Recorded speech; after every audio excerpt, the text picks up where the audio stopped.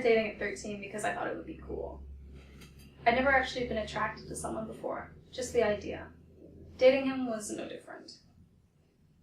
It was okay at first, but I never felt anything during our hookups. Our relationship was often rocky and unstable because he had mad jealousy issues. During those 2 pretty miserable years, I started to realize that I was also attracted to girls. I didn't really know that much about sexuality at the time, though, only that there was hetero, homo, and bi. When I told him I thought I might be bisexual, I think he said something like, "Great, now I have to worry about girls, too." Yikes. We broke up halfway through my first year of high school. At the time, I was depressed and lonely. I had dropped most of my friends, and my best friend at the time wasn't talking to me. I was confused, not only about what had happened with him, but about what was happening with me. I wasn't attracted to people like my friends were.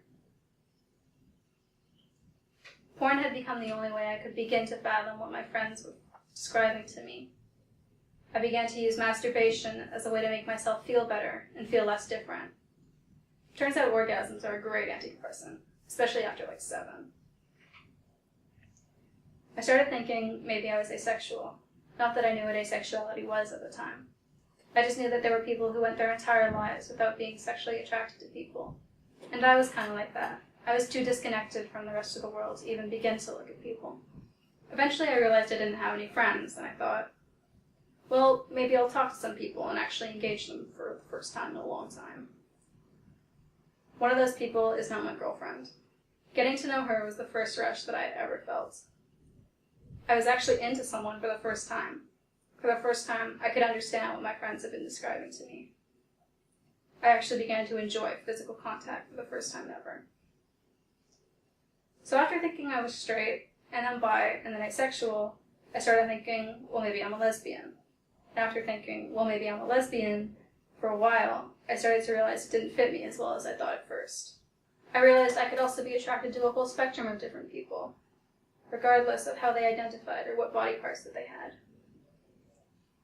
It was around this time that I started training for teen health source. I started to learn new terminology that fit me more comfortably, like pansexual and queer, that I had never even heard of before. It was all changing so fast. Sure, there are the sexualities that almost everyone knows about. Straight, a boy and a girl, gay and lesbian, boy and boy or a girl and a girl respectively. Bisexual is a combination of any of the above. But then there are terms that you don't hear as often. Pansexual, where you can be attracted to boys and girls, anything in between, and even people who choose to be genderless. Queer is an umbrella term for anyone who isn't exactly sure how to define themselves, but knows that they aren't straight. Asexuality usually refers to people who don't experience any desire for sexual relationships, or they may only feel sexual attraction after forming an emotional connection with someone. People like that are normally called demisexuals. If they are also aromantic, they may lack any desire for romantic relationships at all. Polyamorous people have more than one romantic or sexual partner at a time. In regards to gender identification, cis refers to people whose sex matches their gender, and trans refers to people whose sex doesn't match their gender, who may or may not use hormonal therapy and/or surgery as a means to change their bodies to match their gender. Genderqueer people don't identify fully with any gender, and may combine various aspects of all genders to express themselves.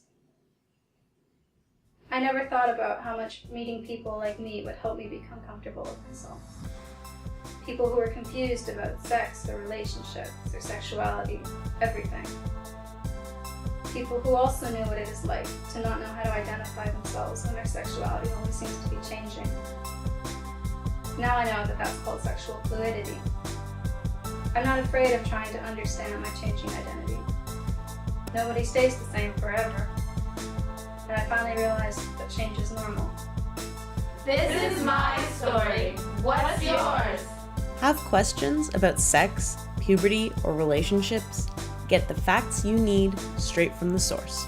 Type, talk, text. Teen Health Source.